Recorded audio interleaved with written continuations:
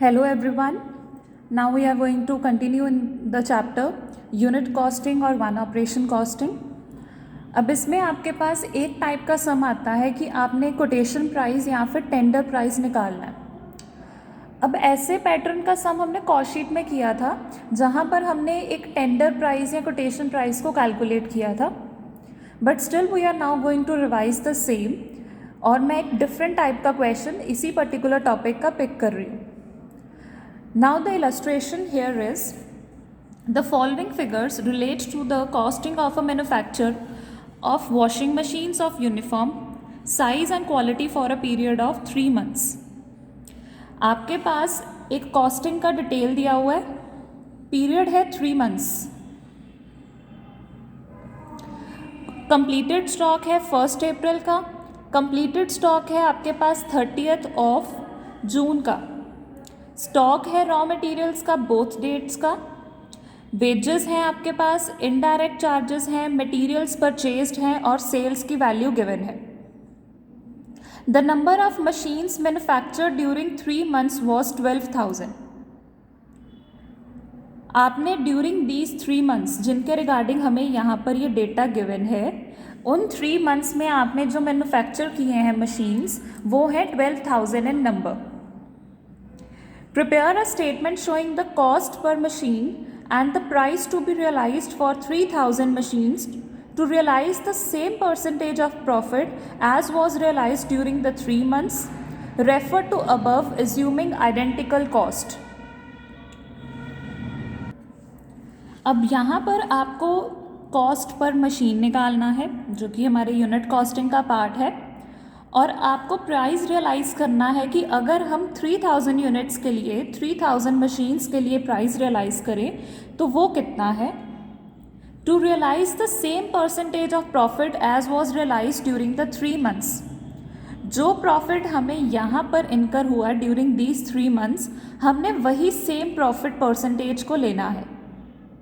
मतलब जो प्रॉफिट आपका 12,000 मशीन्स के ऊपर आया है, जिस रेट पर आया, परसेंटेज का रेट सेम है for 3,000 machines referring to the above assuming identical cost.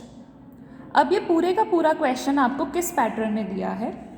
इस क्वेश्चन में what they have told you कि हमारे पास डेटा है 1 अप्रैल से 1 अप्रैल 2010 to 30th of June 2010.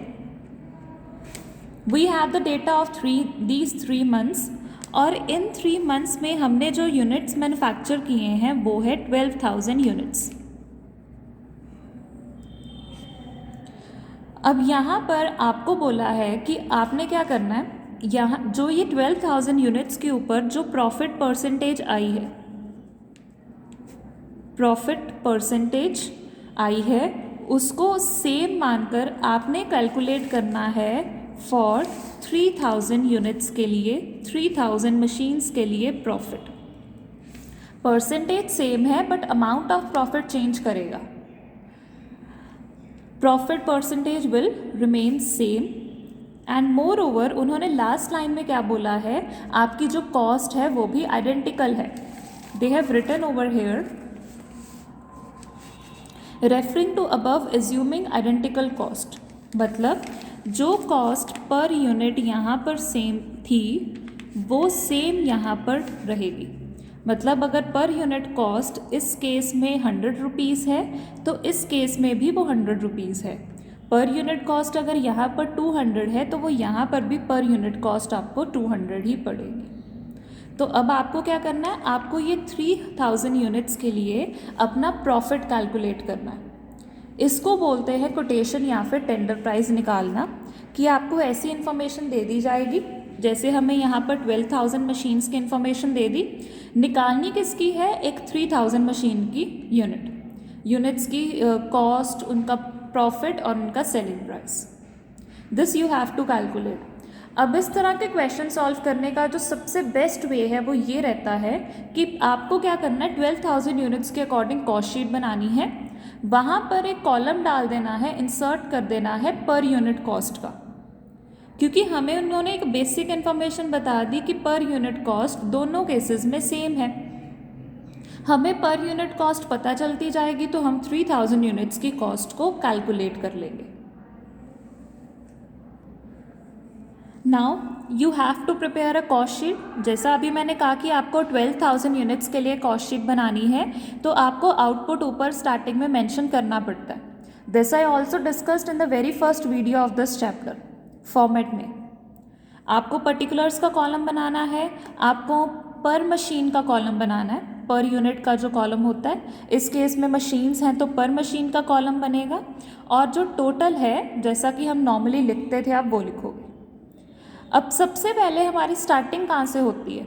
हमने डायरेक्ट मटेरियल को पोस्ट करना होता है। डायरेक्ट मटेरियल में हम ओपनिंग स्टॉक, क्लोजिंग स्टॉक और परचेजेस को एडजस्ट करते हैं, जिसको बोला जाता है raw material consumed. Cost sheet के चैप्टर में ये किया था हमने। So opening stock of raw material हमें गिवन है nil. This part is given to us as nil. Okay, अब यहाँ पर आपकी जो ये कॉस्ट है वो कैसे आई? ये रहा स्टॉक ऑफ रॉ मटेरियल। जो हम कंसीडर कर रहे हैं वो कंप्लीटेड स्टॉक है। कंप्लीटेड स्टॉक का मतलब फिनिश्ड गुड्स। हमने स्टॉक कौन सा लेना है? रॉ मटेरियल का। रॉ मटेरियल्स के कॉस्ट वैल्यू क्या है? 20,000। So here they have written 20,000। उसमें परचेजेस को ऐड करना है। परचेज हमने कितना किया है? 1,30,000। So 1,30,000 has been added. उसमें से माइनस क्या करते हैं? Closing stock. तो क्लोजिंग स्टॉक माइनस करेंगे। It is given to us as 14,000। तो ये जो आपके पास 1,36,000 वैल्यू आई है, ये आ गई है आपके 12,000 यूनिट्स की वैल्यू। अब आपने क्या करना है? 1,36,000 को डिवाइड करना है with 12,000 units. You have to divide it with 12,000 units, तो वो आपकी मटेरियल कंज्यूम्ड पर मशीन की वैल्यू आ जाएगी। अब 12,000 से क्यों हमने डिवाइड किया है? क्योंकि ये कॉस्ट शीट कितने नंबर ऑफ यूनिट्स के लिए बन रही है? 12,000 के लिए। तो जो ये खर्चा आया है ये कितने नंबर ऑफ यूनिट्स के लिए आया है आपका? 12,000 के लिए। तो अब यहाँ पर आपको 11.33 मटेरियल कंज्यूम की कॉस्ट पता चल गई। नेक्स्ट हमने ऐड करने होते हैं इसमें वेजेस या डायरेक्ट एक्सपेंसेस, जो मिलकर बनेंगे हमारे प्राइम कॉस्ट। वेजेस इस केस में कितने हैं? 3 लाख एडेड। टोटल आ गया ये। अब एक्सपेंसेस थे नहीं इस केस में, तो यही बन जाएगी आपकी प्राइम कॉस्ट। अब 25 कैसे आया? 3 lakhs डिवाइडेड बाई 12,000 इज 25। 4,36,000 डिवाइडेड बाई 12,000 इज 36.33।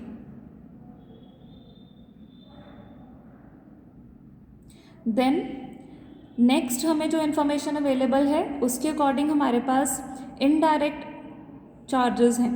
बाकी और कुछ भी यहाँ पर नहीं है, सिर्फ इनडायरेक्ट चार्जेस की वैल्यू गिवन है।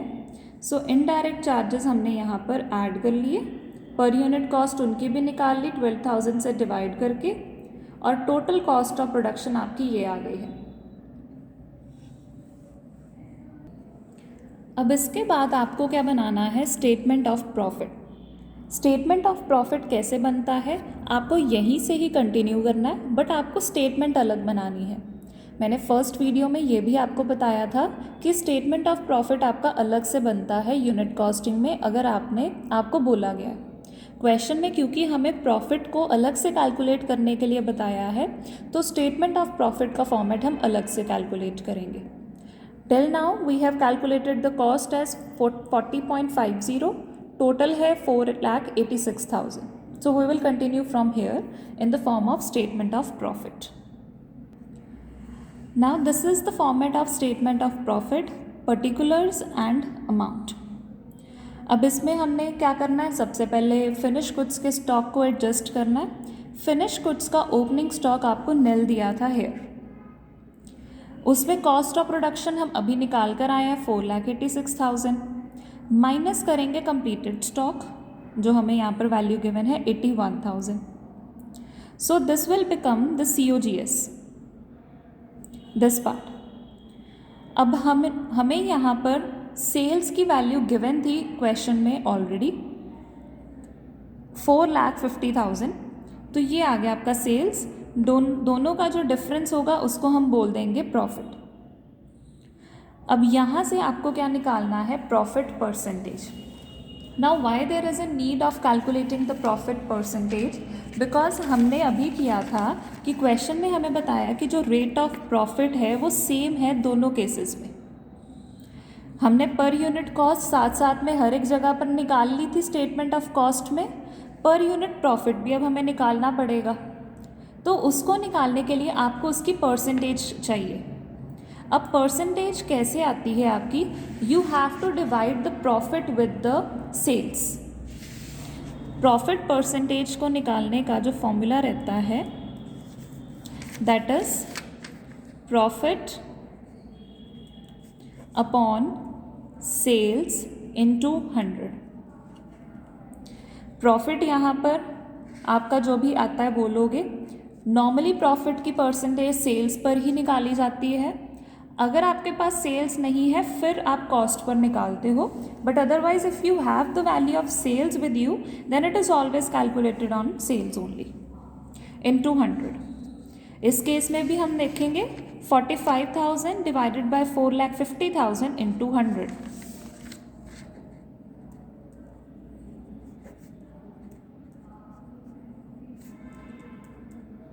So this percentage is 10% here.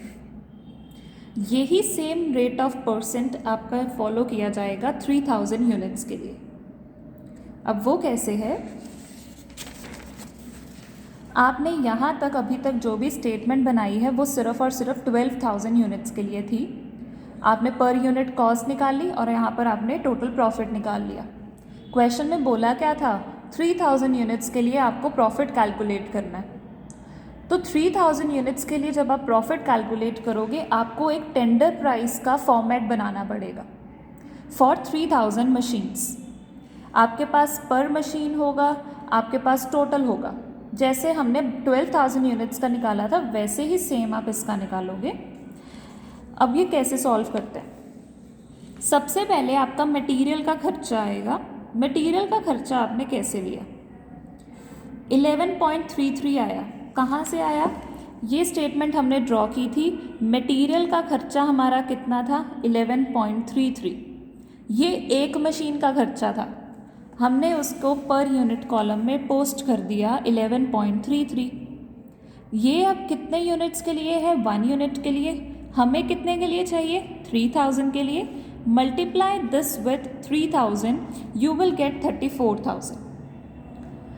मतलब किया क्या हमने, पहले तो 12,000 यूनिट से हमने पर यूनिट कॉस्ट निकाल ली।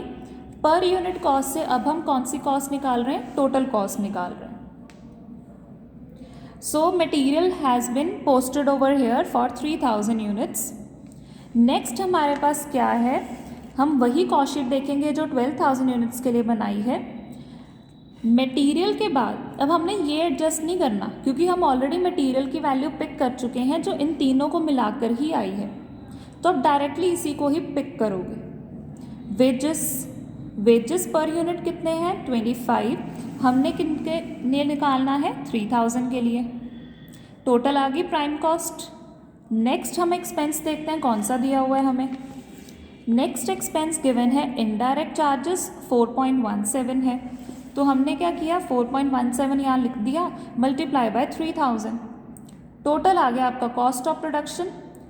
अब उसमें आपको क्या करना है, you have to add the profit. अब यहाँ पर प्रॉफिट कैसे आएगा, दैट्स अगेन अ पॉइंट।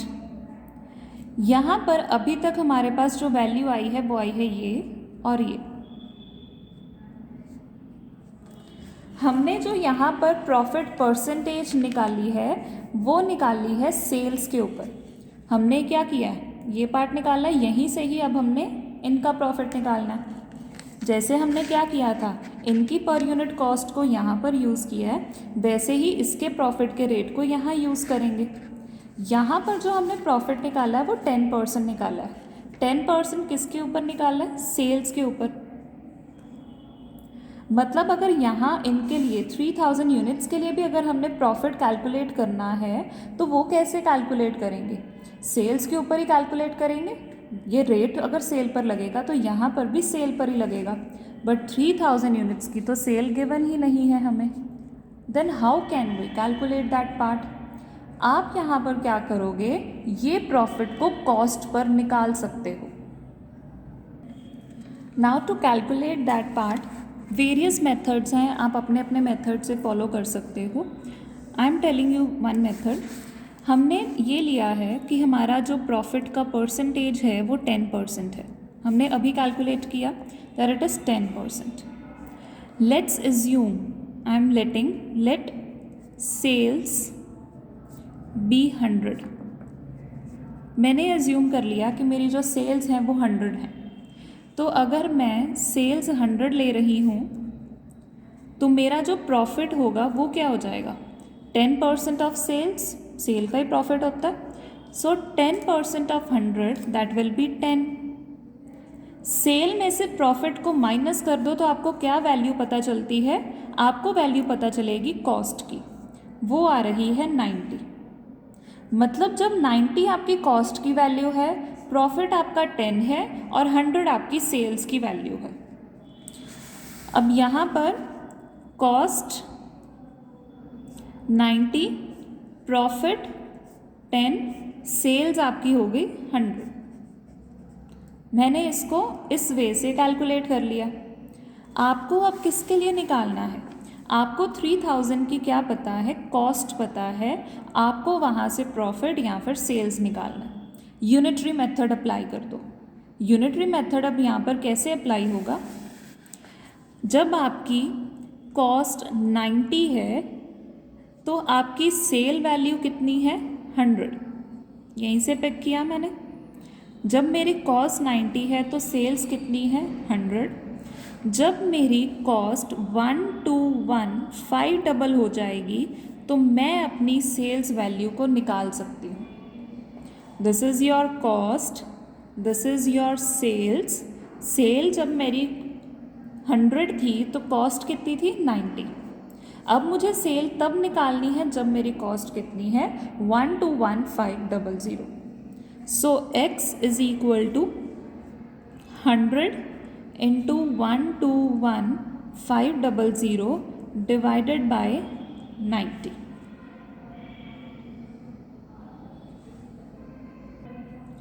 अगर आप इसको सॉल्व करोगे तो आपका जो आंसर आएगा वो आएगा 1,35,000। अब x हमने किसको एज्यूम किया था? सेल्स को किया था। तो आप चेक करो, आपका जो सेलिंग प्राइस है, सेल्स है, वो 135,000 आ गया। कॉस्ट और सेल्स को माइनस करो तो प्रॉफिट आ जाएगा। प्रॉफिट को डिवाइड कर दो 3000 के साथ तो पर यूनिट प्रॉफिट आ जाएगा। It's entirely up to you कि आप कैसे निकालते हो। आप में से कुछ को क्राइटेरिया आता होगा कि वो पहले प्रॉफिट निकालेंगे बाद में सेल निकालेंगे। That's again right. The only motive here is to calculate the profit and the sale price.